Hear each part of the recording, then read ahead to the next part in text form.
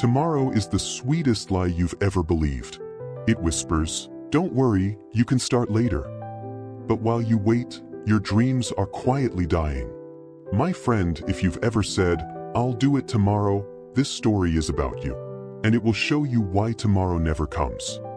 But what happened next is what separates the distracted from the relentless. His name was Marco, mid-30s, a maintenance tech by day, weekend student at night. He lived in a small apartment above a laundromat. A faded poster of a run he'd signed up for hung on his wall. A stack of unread books leaned like quiet accusations.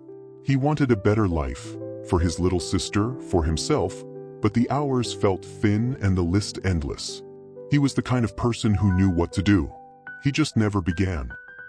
The problem was not laziness. The problem was the sacred lie called later. Marco told himself it sounded responsible. He was pacing his life forward in neat deferrals.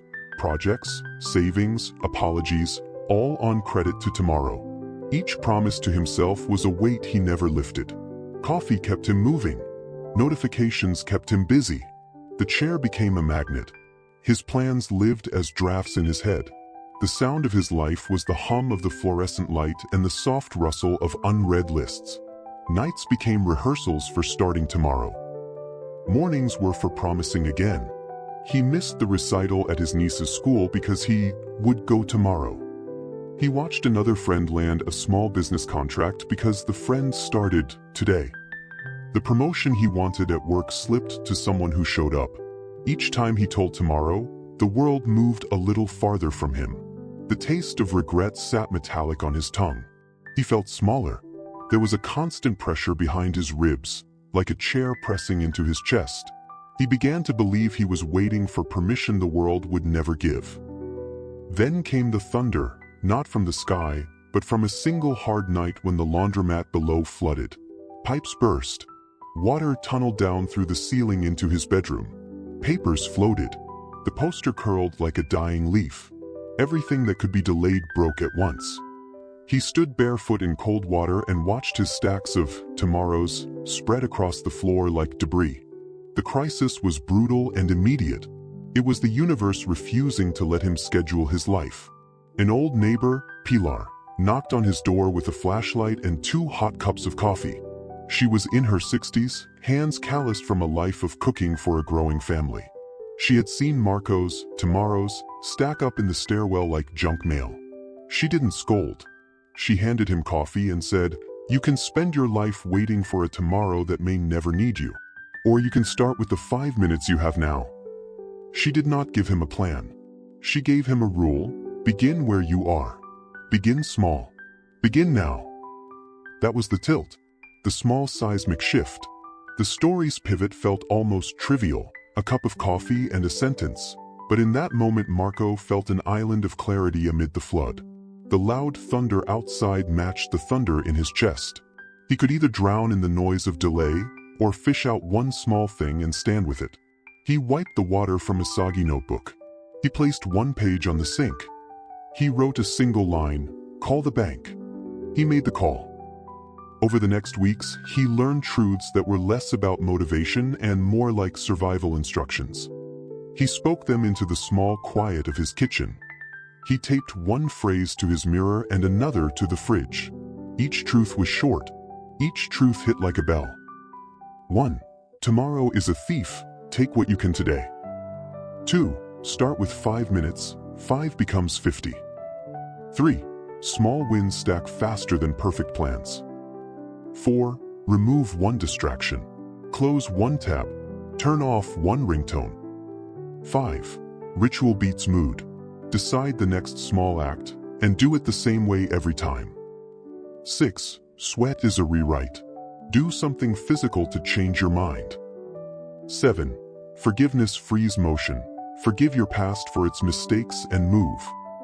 He practiced like a carpenter practicing a new joint. He set a 5-minute kitchen timer and fixed one leaking shelf. He called one client. He walked 3 blocks with a list in his pocket. He wrote 3 sentences in the wet notebook every morning. Some days he failed. He sat back down and said, 5 minutes, again. The rule was stubborn. 5 minutes no matter how loud the excuses. 5 minutes to begin. 5 minutes to break inertia. The changes were small, almost laughable at first. He moved one box in the closet and found an old savings envelope. He paid the smallest bill he owed and felt his shoulders loosen. He showed up to work with a note of intention and handled one messy task without postponing it. The promotion wasn't instant. The savings account didn't fill overnight. But the shape of his life shifted. He noticed he was less anxious in the morning. The list on his wall began to shorten. The next time a run sign up appeared, he laced shoes and walked half the distance. Then he ran the rest. The true lessons hit in rhythm, not lightning. They were not clever hacks but small laws. Discipline is a little light you carry. Move toward it. Action is contagious. One small movement breeds another. The future is built on present bricks, not promises. Focus is a choice you make every minute. Choose once. Choose again. Your life will change more from starting than from planning. Marco's transformation was earned. He soaked more towels. He made more calls. He sat with discomfort. He learned that courage is often a very small, repetitive thing. Getting up, doing one tiny hard thing, and repeating. His sister saw him at the laundromat and noticed his steps were slower but surer. His boss handed him a task that was smaller than a promotion, organizing a new supply chain, and he did it with attention. It led to a supervisor noticing a month later. Cinematically, the flood became a footnote, not a tombstone. He didn't become fearless. He became habitual. He traded the language of later for the language of now. He practiced 5 minutes until 5 minutes became a habit, and habits stacked into a life that moved. So, my friend, if you have ever lived with tomorrow as your roommate, promising the best sheet to do it later, know this. The future is not an empty vault waiting for your arrival. It's a garden that grows from seeds you plant today. If you keep waiting, the season passes. If you do one thing tonight, do this. Pick the smallest task that matters, set a 5-minute timer, close your door, and do only that. Call the person. Write the first line. Send the small email. That pebble will make a ripple.